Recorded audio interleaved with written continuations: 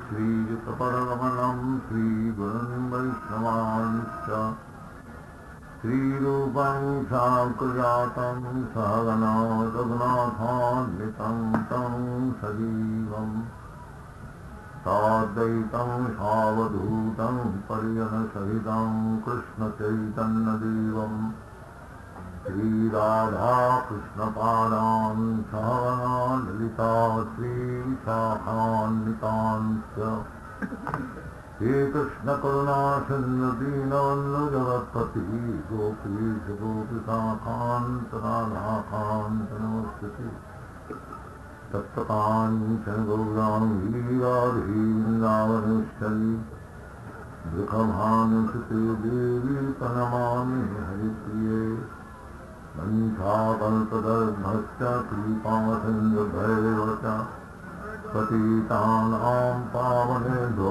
वैष्णवेभ्यो नमो नमो। हरे कृष्ण। तो चैतन्य महाप्रभु जीव पर्याय कितने अलग अलग जीव का पर्याय है। जीव एक ही है परंतु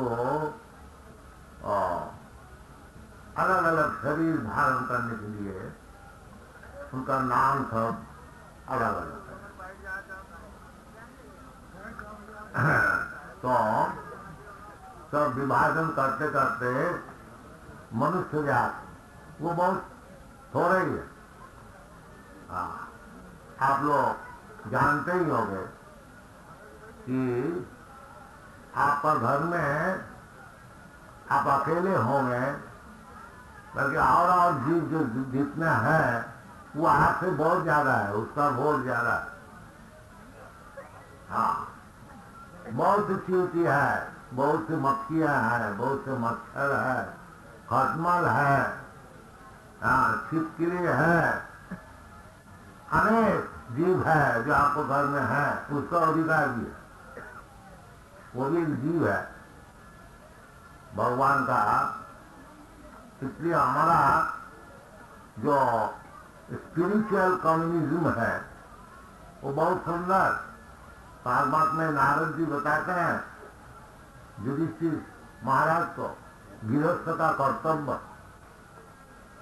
हाँ, कहते हैं जो आपके घर में जो एक चूहा है, एक खटमल है, एक छिपकली है, समझ लीजिए एक सांप भी है, उसको भी खाने को चीज मिलना चाहिए,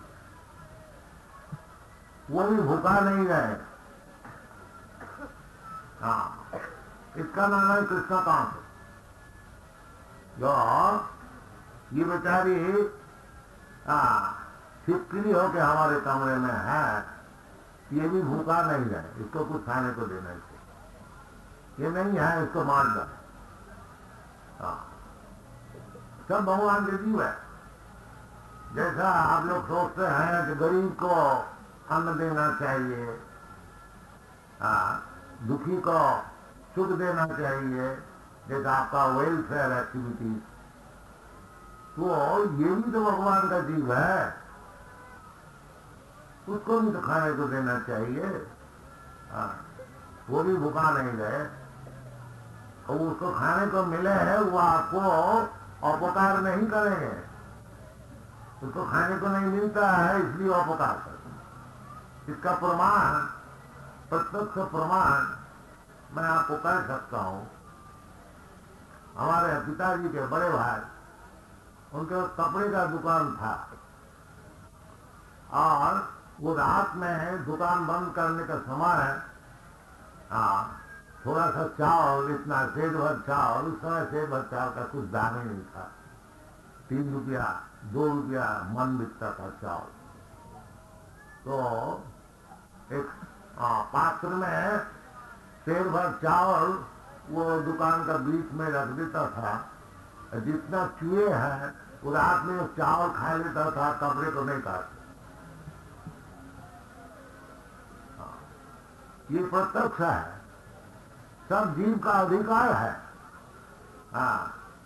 ईशावास्यमिदं सर्वम हाँ, इस भागवत में कहते हैं जो कुछ संपत्ति है दुनिया में उसमें सबका अधिकार है, सब जीव का।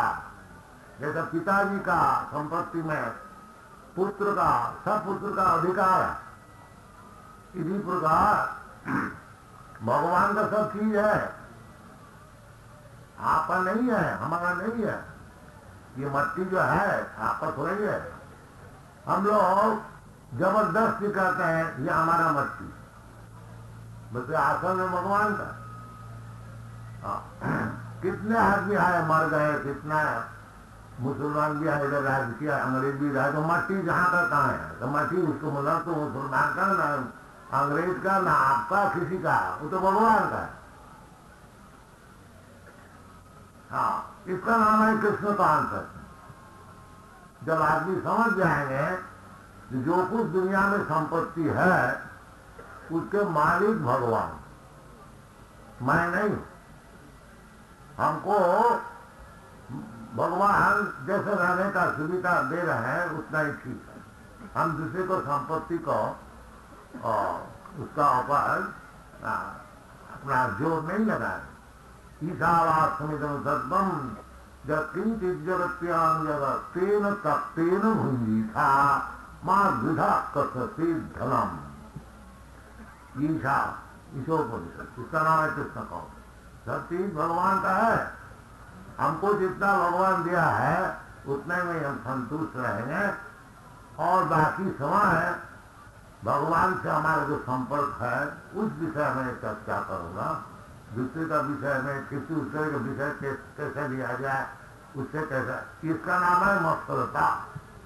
और जो मत्सरता जिसका पास है नहीं, देश है नहीं, जो वो क्यों तरक्की कर रहे हैं, उनको हम ले लेंगे, वो संपत्ति हम हाथ में ले लेंगे। ये जो मत्सरता है ही भौतिक जीवन है। और जिसका पास ये मत्सरता है नहीं, वो जो जानते हैं जो भगवान का ही सब चीज है, भगवान जिसको जो दिया है वो अपना भोग करे, और माँ मुझको भी जो कुछ दिया है उससे हमारे संतोष है। इसका नाम है परमहंस। वो किसी का उत्कर्ष में वो दुखी नहीं होते। भगवान देव को जो दिया है ठीक है, हमको भी जो दिया है। तो ये मनुष्य जाति का कर्तव्य है। हाँ, वेद में यही कहते हैं, जैसे ईशोपनिषद वेद है, ईशावास इदम सर्वम, तो भगवान की संपत्ति है। हाँ, इसलिए भगवान का संपत्ति है, और सब जीव भगवान के ही पुत्र है। इसलिए सब जीव का बचने का, खाने का अधिकार है भगवान की संपत्ति में। बाकी हम लोग सिविलाइज में है, हम लोग कहते हैं दरिद्र नारायण को सेवा करो और छाग नारायण को स्लॉटर हाउस में भेज दो और काट के खा लो। ये नहीं, इसका नाम कृष्ण कॉन्शियसनेस नहीं है। कृष्ण कॉन्शियसनेस सर्वभूत स्वीदम सर्वभूताना, सबके मित्र है, सबको चाहते हैं सुखी देखने के लिए, वो मनुष्य सब होता है। ये है स्पिरिचुअल कम्युनिटी। सबको खाने को मिले, सब खोए, सर्वे सुखी न भवन्तु, ये वेदिक सब सुखी है। तो वो जो सिविलाइजेशन है उसका नाम है वैदिक सिविलाइजेशन। उसी का विषय हम लोग प्रचार करने के लिए प्रयत्न करते हैं कि सब सुखी रहे, और सुखी होकर के भगवत ज्ञान लाभ है, जो उसका आवश्यकता है मनुष्य जीवन। मनुष्य जीवन है एकमात्र कार्य है कि भगवान से हमारा जो संपर्क है वो जो हम भूल गया, टूटा नहीं, टूट नहीं सकता।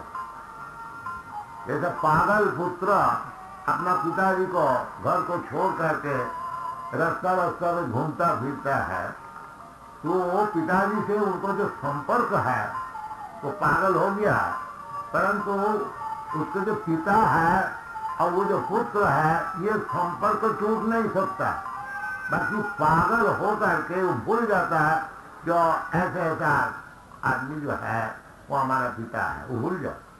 इसी प्रकार हम लोग को जो पिता है, परम पिता, वो भगवान है। और हम लोग पागल होकर के उनको भूल गए। और पिता साधारण नहीं है, सर्वशक्तिमान। हाँ, उनको राज्य भी बहुत विस्तार है, उनके पास पैसा भी बहुत है, शक्ति भी बहुत है। वैसे उनको छोड़ करके हमको, हम लोग पागल होकर के स्वाधीन होने को चाहते हैं भगवान को छोड़ के। इसीलिए हम लोग को दुख है, माया का जाल में हम लोग गिर गए। कृष्णा भूलिया जीव भोग वांछा करे, पासे पे माया तारे जापो दिया। ये हमारा पोजीशन। इसलिए वो जो भगवान से हमारा संपर्क है उसको जगाना चाहिए। ये मनुष्य जीवन का काम। उत्तिष्ठता जागृत प्राप्त वरान निबोधक, ये वैदिक वचन।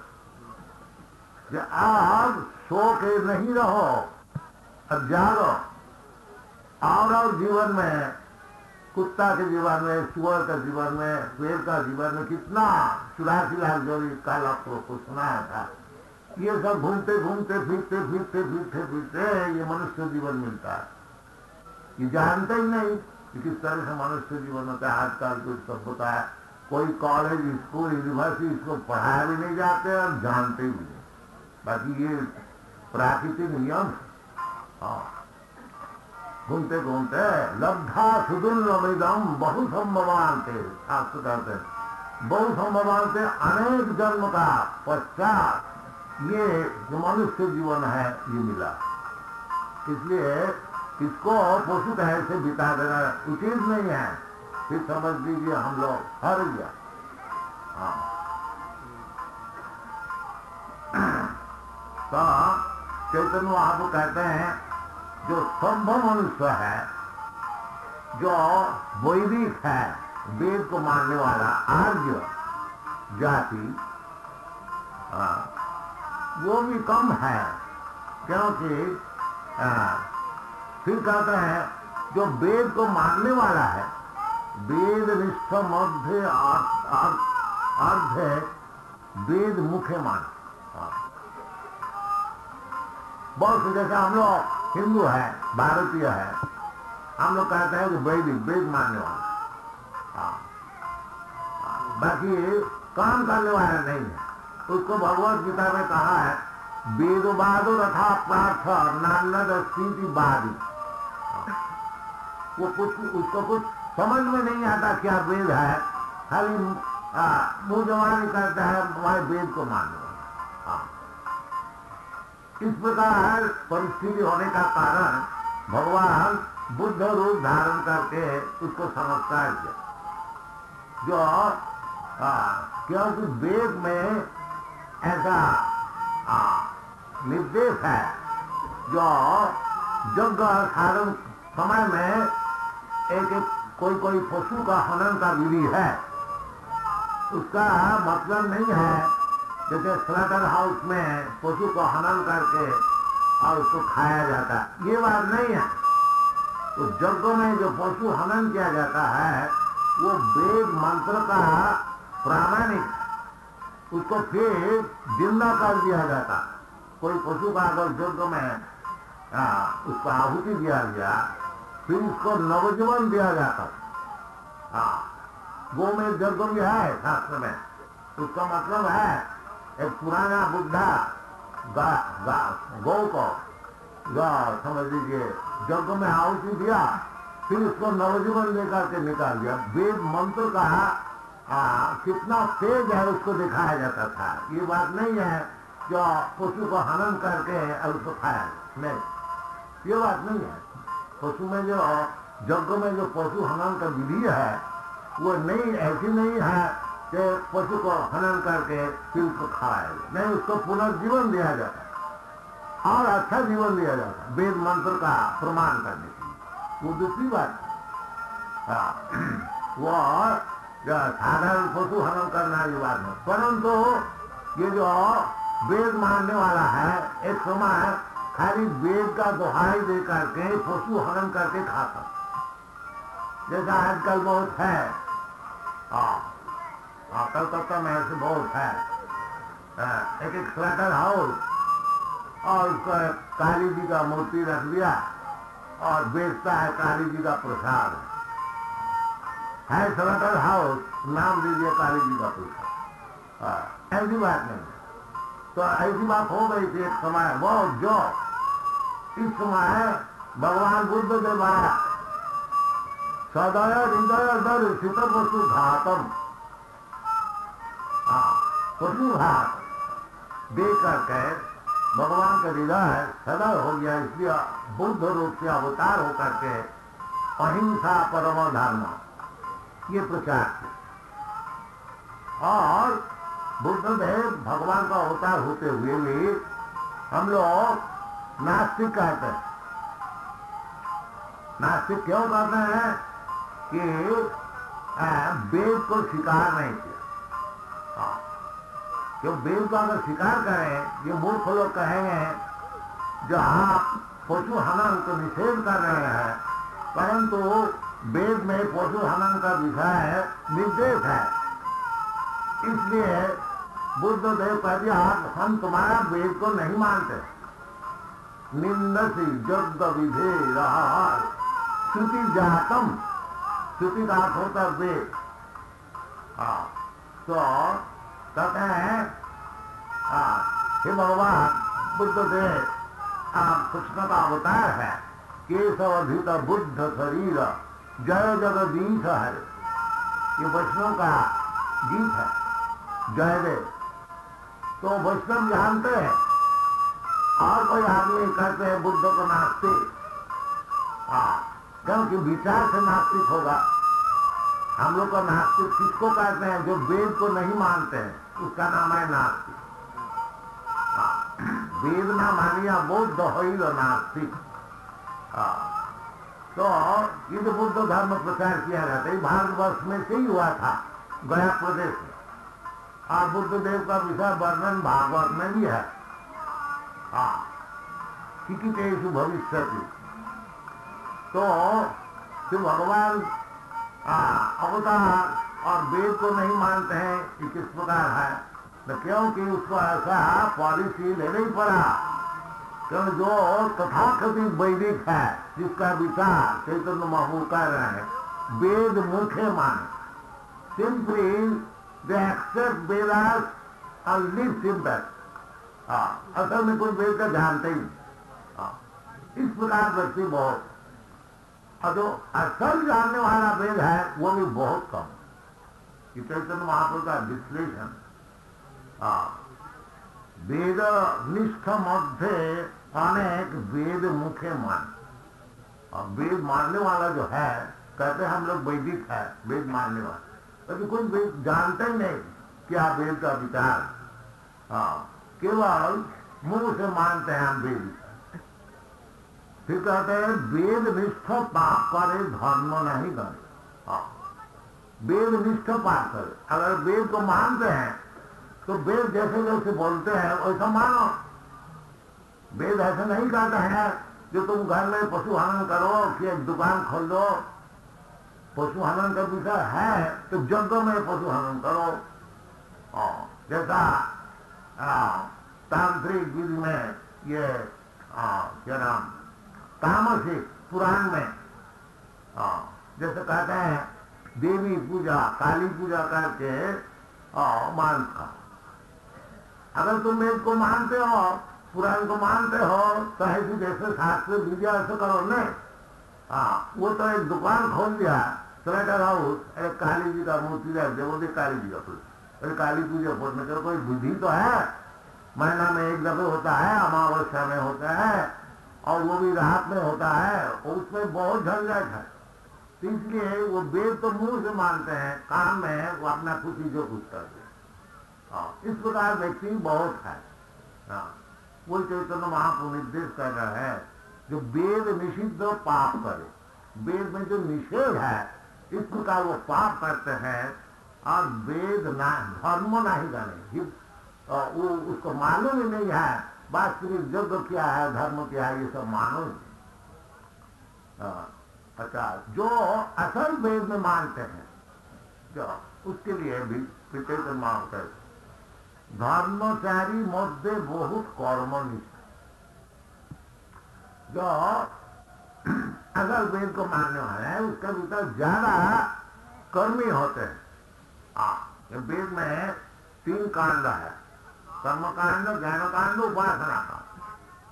तो बड़े बड़े यज्ञ साधन करें स्वर्ग लोक में जाने के लिए, और वो सब यज्ञ का विधि शास्त्र में है, वेद में है। तो असल वेद मानने वाला वो कर्मनिष्ठ ज्यादा होते। और चैतन्य महाप्रभु कहते हैं कोटि कर्मनिष्ठ निष्ठ मध्य अज्ञानी श्रेष्ठ। इसी प्रकार करोड़ों जो कर्मनिष्ठ है उसका विचार एक ज्ञानी जो है वो श्रेष्ठ है। कि ज्ञानी जानते हैं कि कर्म में कर्म बंधन है। ज्ञानी को यह समझ में आता है, जो जैसे भगवत गीता में कहते हैं यज्ञार्थ कर्म अन्यत्र कर्म बंधन। केवल यज्ञ के लिए आप कर्म कीजिए, और यदि अपनी खुशी से कुछ कर्म करेंगे तो उसमें बंधन होगा। ये ज्ञानी को मालूम होता। ये तो भगवत गीता जो है ज्ञानी के लिए है। तो यज्ञार्थ कर्म अन्यत्र कर्म बंधन। यज्ञाशिष्टसिनो संत मत्यंत एक सर्वकिल में से। इसलिए केवल जो कर्मी है उससे बड़ा है ज्ञानी। वो भी करोड़ों का कर्मी का विचार एक ज्ञानी श्रेष्ठ होता है। और जो ज्ञानी जो है उसका विचार चैतन्य महाप्रभु कहते हैं कि कोटि ज्ञानी मध्य है एकजन मुक्त। अनेक ज्ञानी, करोड़ों ज्ञानी का विचार कोई कोई मुक्त हो जाता है। ऐसा नहीं है कि खाली मैं समझ गया कि मैं ब्रह्म है अब नारायण हो गया, नहीं। क्यों भगवान कहते हैं बहुनाम जन्मनाम अंत ज्ञानवान मान प्रबद्ध। ज्ञानी होने से ही नहीं होगा, केवल ब्रह्म ज्ञान होने से ही मुक्त नहीं होता है। मुक्त तो तभी हो सकता है जब भक्ति उसमें लगाया है, ज्ञान से भक्ति तभी मुक्त होगा। बिना भक्ति कोई मुक्त नहीं हो सकता। हरि बिना नामृतिम तरंती। भगवान का कृपा नहीं होने से ये जो जन्म में तुम्हारा है, एक दफे एक शरीर धारण करना और एक दफे और शरीर धारण करना, ये जन्म मरण माला, एक शरीर से लिंक, जैसा वो सिनेमा का स्कूल होता है, एक पिक्चर का बाद और एक पिक्चर और एक पिक्चर, वो दिखाता है एक, अभी उसमें अनेक हजारों पिक्चर है, वो मिल करके और जब दिखाया जाता है मालूम होता है। इसी प्रकार हमारा जो जीवन प्रभाव है अनेक प्रकार होते होते जीवन पलटते पलटते पलटते वो ज्ञान को लाभ होता है। और ज्ञानी होते हुए अनेक जीवन पलटने पर बहुनाम जन्मनाम से ज्ञानवान, वास्तविक जो ज्ञानवान है वो भगवान का चरण में प्रवृत्ति कर। बहुनाम जन्मनाम से ज्ञानवान मान प्रबद्ध। इसलिए चैतन्य महाप्रभु कहते हैं कि कोटि मुक्त मध्य दुर्लभ एक कृष्ण। मुक्त होने का पश्चात ये बात नहीं है कि कृष्ण भक्ति करके मुक्ति मिलती है, नहीं। जो मुक्त हो गए हैं, जिसको ब्रह्म ज्ञान लाभ हुआ है, उसका भीतर करोड़ों का भीतर कोई कृष्ण भक्त हो। तो कृष्ण भक्त कोई सरल और सहज बात नहीं है। इसलिए भगवान भी कहते हैं भगवत गीता, बहुनाम जन्मनाम ज्ञानवान मान प्रबद्ध वासुदेव सर्वनीति स महात्मा सुदुर्लभ। इस प्रकार जो महात्मा है अनेक जन्म ज्ञान की चर्चा करते करते भगवान कृष्ण का चरण में आत्मसमर्पण करते हैं। इस प्रकार जो ज्ञानवान व्यक्ति है वो महात्मा, इस प्रकार महात्मा बहुत सुदुर्लभ। इस शास्त्र के भीतर भक्ति ऐसी चीज नहीं जो जैसे साधारण आदमी समझते हैं जो भक्ति से मुक्ति होती, नहीं। मुक्ति का बाद भक्ति। मुक्ति का अर्थ होता है जैसा बहुत जगह आप लोग होता है, मुक्ति का अर्थ होता है स्वरूपेण अवस्थिति। मुक्ति कोई चीज है जो अपना स्वरूप में अवस्थित है, और जो विरूप में अवस्थित है वो मुक्त नहीं है, वो भी बद्ध है। वो स्वरूप का अवस्थिति जो है, ये भगवद गीता में भगवान स्वयं बताते हैं, जो बहुनाम जन्म नाम पे ज्ञानमान मान प्रबुद्ध। जब भगवान का चरण में प्रवृत्ति करे, वो ज्ञान का आखिरी लाभ है जिसके द्वारा वो भक्त होते। और भी ज्यादा बताते हैं, ब्रह्मभूत प्रसन्नात्मा न सोचती न कांक्षति समस्त सर्वेषु भूतेषु मदभक्ति लभते परम। ये सब विचार है। तो चैतन्य महाप्रभु वही विचार करते हैं जो कोटि मुक्त मध्य दुर्लभ कृष्ण, अनेक मुक्त हो गए हैं जिसको ब्रह्म ज्ञान लाभ हुआ। इस प्रकार करोड़ों मुक्त जो व्यक्ति है, जो अहम ब्रह्मास्मि, मैं है भौतिक वस्तु नहीं है, मैं तो चिद वस्तु ब्रह्म वस्तु है, इस प्रकार जिसका पूर्ण ज्ञान लाभ हो गया उसको मुक्त कहा जाता है। और इस प्रकार करोड़ों मुक्त का भीतर कोई कोई कृष्ण को जानते हैं, कृष्ण का दुर्लभ कृष्ण भक्त। तो जितना शुद्ध कृष्ण भक्त जो है, अन्नाविलासिता सुन्नम, शुद्ध कृष्ण भक्त का ये प्रमाण वचन है। अन्नाविलासिता सुन्नम ज्ञान कर्माद अनावृतम, आनुकूल्येन कृष्णानुशीलनम भक्ति उत्तमा। ये उत्तम भक्त का परिचय है, जिसका और कोई अभिलाषा है नहीं, केवल भगवान की सेवा जिसकी इच्छा है, और कुछ इच्छा नहीं है। अन्नाविलासिता सुन्न, और ज्ञान कर्म आदि में आकृष्ट नहीं है। कर्म का आकृष्ट है जो अच्छा काम करेंगे, पुण्य काम करेंगे, स्वर्गलोक में जाएंगे और भोग करेंगे, इसका नाम है कर्म। और ज्ञान का मतलब होता है जो कर्म करके जब परेशान हो जाता है तब भगवान से एक हो जाए, merging into the existence of the absolute truth। उसका ज्ञान भूमिका। तो भक्ति जो है कर्म भूमिका ज्ञान भूमिका से और है। और सब प्रकार अभिलाषा, अभिलाषा क्या चीज है? अभिलाषा ही हम लोग जो दुनिया में है, केवल भोग की अभिलाषा, किस तरह से भोग और करेंगे और करेंगे, ये भौतिक अभिलाषा। इस प्रकार अभिलाषा से सुनना और ज्ञान और कर्म से और आगे जो व्यक्ति है, केवल अनुकूल लेना कृष्णानुकूल, अनुकूल भाव, अनुकूल का भाव यही है जिस तरह से भगवान कृष्ण संतुष्ट है, इस प्रकार कार्य करने से, सेवा करने से अनुकूल वो उत्तम होती है। इसलिए चैतन्य महाप्रभु इस प्रकार व्यक्ति करोड़ों मुक्त का भीतर शायद एक मिल गया। चैतन्य महाप्रभु कहते हैं कोटि मुक्त मध्य दुर्लभ है कृष्ण भक्त। कृष्ण भक्त निष्काम अतएव शांत, भुक्ति मुक्ति सिद्धि कमी सकली अशांत। शांति और शांति, सब शांति चाहते हैं। तो शांति जैसा आप लोगों को कई दफे सुना है, शांति का जो फॉर्मूला है, वो तो भगवद गीता में भगवान बताते हैं कि भोक्तारम जगदवसाम सर्वलोक महेश्वरम श्रीराम सर्वभूतानाम ज्ञाता मां शांति लिखत। ये भगवान एकमात्र भोक्ता है, भगवान एकमात्र मालिक है, भगवान सबके सुहृद है। इस प्रकार ज्ञान जिसका हुआ है और जो भगवान ही सब कुछ है, वो उसको शांति मिल सकती है। चैतन्य महाप्रभु भी कह रहे हैं इधर कि कृष्ण भक्त निष्काम, कृष्ण भक्त का कोई कामना नहीं है। क्योंकि अन्नाविलासिता सुंदम, उनको कोई कामना ही नहीं है। अन्नाविलासिता सुंदम ज्ञान कर्मावनावृतम, वो ज्ञान का जो फल मिलता है और कर्म का जो फल मिलता है उसके वो भी नहीं चाहते हैं।